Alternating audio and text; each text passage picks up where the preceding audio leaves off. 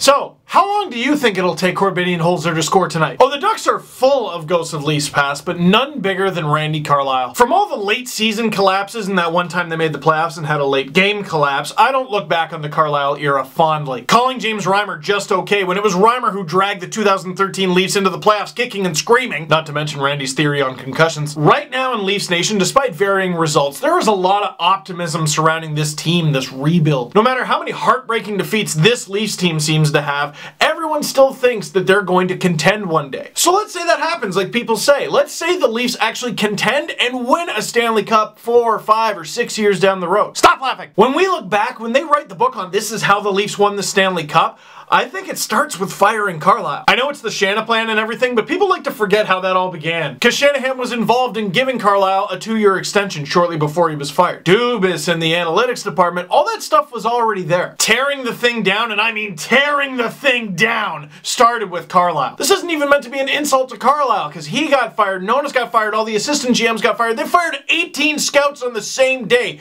Everyone had to go, which led to Babcock, Lou, Matthews, you know the rest. And many are quick to jump to Carlyle's defense saying, you know what, he brought them to the playoffs. He was part of the best Leafs memories of the last decade. I agree with you. But can we also agree that getting knocked out in the first round of a 48-game season isn't that high of a bar? Whether you like Carlyle as the Leafs head coach or not, you can look back and change began with Brendan Shanahan, but real change began when Carlyle got axed. But tonight, Carlyle has a chance to prove the Leafs wrong, and the Ducks only visit Toronto once, so make it a good one, Randy. Now, if you'll excuse me, in honor of Randy Carlyle's return, I'm going to go upstairs and unsuccessfully try to make toast.